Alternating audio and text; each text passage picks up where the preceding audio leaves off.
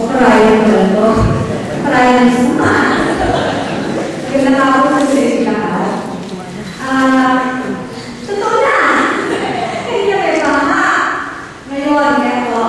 Pinapahang ng mga kaibigan, mga nakaharama si Mama naman.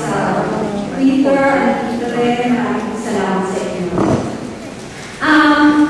Kanina, sa registration, dali ko kami ng mga teams. Ang balita pa ang ubus na team ay yung ako ay may pusong bata. Pag-script kayo ha, yun ang mga pinili nyo. Ako ay may pusong bata. Okay. Okay. Anong araw na nadalitaan ko ang tungkol sa launching date ng aking libro. Nagkakaroon ako ng tungkol sa aking prayer. Ito po yung kwento na nabasa ko. May itong bata na mangungumpisa. Alay ko, kasama si Eric dito. Sabi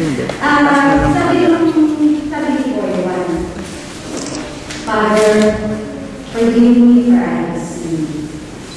My sin is I threw peanuts into the water so that I can see boy too. And peanuts na Father, forgive me for I have sinned. I threw peanuts into the water. Kasi parang hindi nataka. Parang ang kayang mali sa pagtako ng mali sa tubig. So dumating si boy 3, 4, 5, 6. Ganun pa yung sinasabi.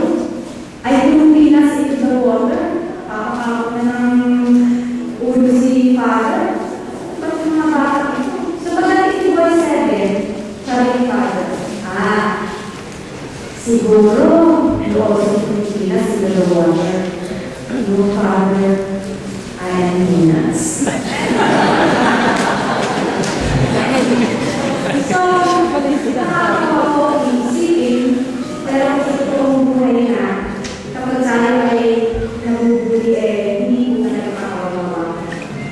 At marami ko ang biktima nito. Sa palagay ko, lahat ko na nandito, kahit paano nagdaan sa nakitasan, napagkawanan. At hindi lang kasi talaga bata ang iba-iba. Pati ay mga matatanda. Yung matatanda na kaganaan, ay kapitasan, o sa standards ng mga tao. Ito po ay isang sugat, kaya naman sabi ko kanina, na isang sugat yung madala-dala natin yung pagpagdala. And it's not easy to deal. It really affects us. Sorry kung ma-followers pala ako isipan. Ang galing-galing po talaga ni Jesus kasi kanina, parang hindi na namin alam ang matutuloy ito. Pero nagdudulog ito, power ng prayers, power ng will, to make it come true. So parang kung pagkakadugtong itong nabasa ng kwento dito sa aking announcement na nabalitaan na tuloy na ito. So parang ganun talaga ang buhay na nagdudugtong-dugtong. Marami itong nangyari sa akin, hindi ko isip na nangyari. Ako po ay talaga sobrang nangyari. Pero nangyari sa akin. Hindi na nangyari. Tapos, boses pa lang kami naman ako. Pero nasa ko mag-recording na. Nakakanta pa ako sa Andrea. Ako siguro. Jamie. Alam mo, ayaw ko lang. Sayang. Tapos, napasaya din ako sa mga dance pro. Kung alam ko kasi makatamunan namin sa pagkakataon ng mga pelikula namin yung story. Hindi ko ata si Mr. Gabriel Sosa. Pasasayaw ko ako nagawa sa promo. So, hindi ko ako masyadong tuloy magsayaw. Napasayaw din ako. At ang hindi mo nakalimutan ng asawa ng dance namin ko ay sumasali sa kawayan. Di ba? Tapos ito na, nakilig ako pagsusulat, hindi ko naalain na makakapag-create po ako ng libro. Nakapagsulat ako ng kanta. At ito na, pangalawang libro ko. Meron pala ako itong isa sa inyo. Itong si Eric kasi anak ka ba, ay magkakaroon po ng color book version. Tapos, magkakaroon po ako ng series na ang magbibigla naman po ay ang itong anak. At ito na po sila. Nagsulit natin.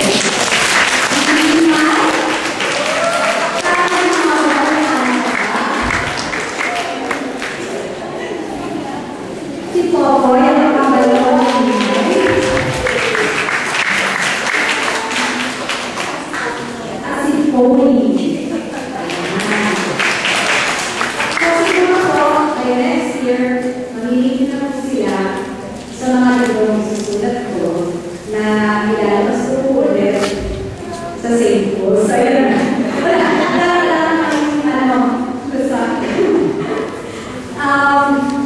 Okay.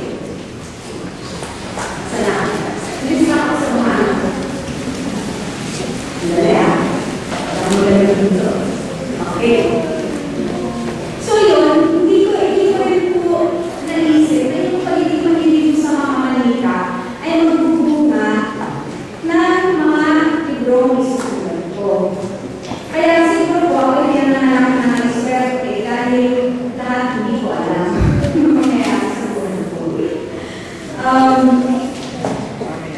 Tapos, actually, ang kasarapan ko sa pagsusulat, yung naiinahati namin ang iba't-ibang mensahe. May iba-iba kayong version as you read the stories, pero meron talaga kayong makukulot.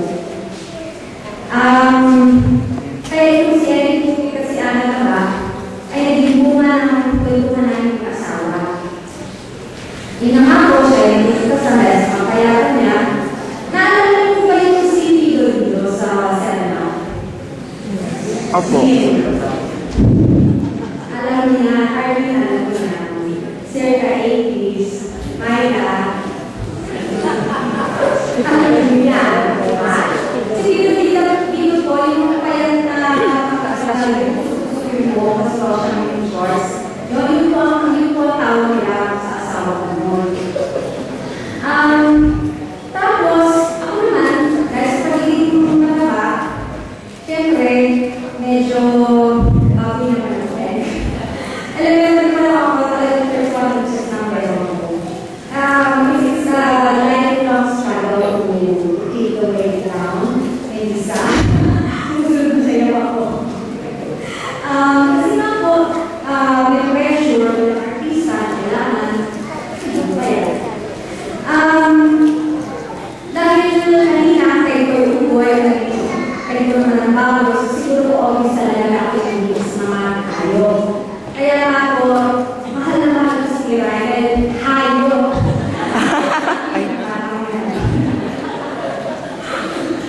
Aray ko. So, tumanda ko kay Eric na Napulakas tuloy yung pango ko. pero kahit kung may sugat, hindi namin maging maayos ang mga sarili, pinabuti, kung ano naman po yung meron ka. Hindi man kami perfecto, pero sa araw-araw po, dahil namin pinaalalahan ng mga sarili namin na may pagkakataon na ipagbuti natin ang aming sarili. Kayo din po, sa araw-araw, may pagkakataon, at hindi sa tayo pagdagal pa sa sugat ng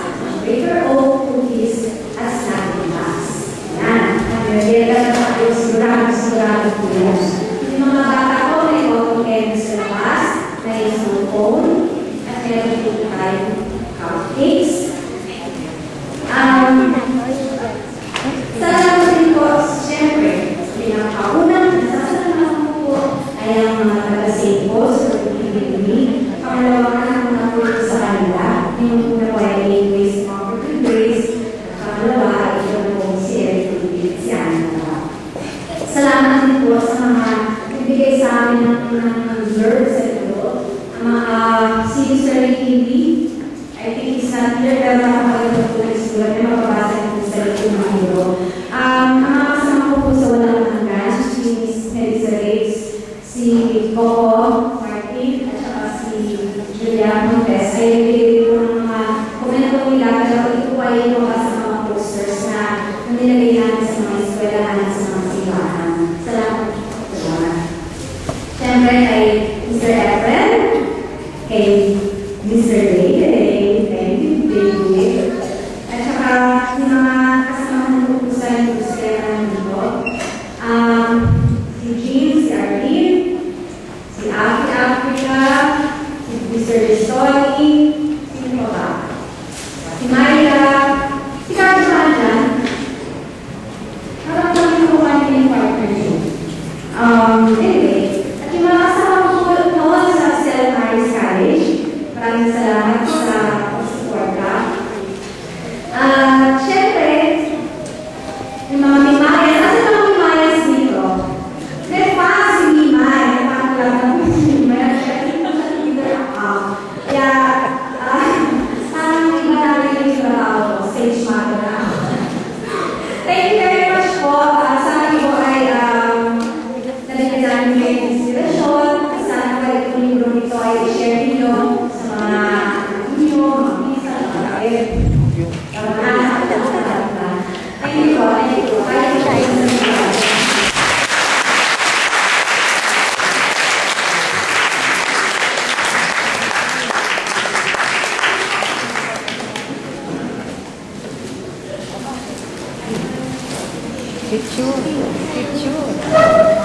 Maraming salamat, Miss Rita, sa iyong pagbabahagi ng iyong talento at sa iyong iyong karanasan.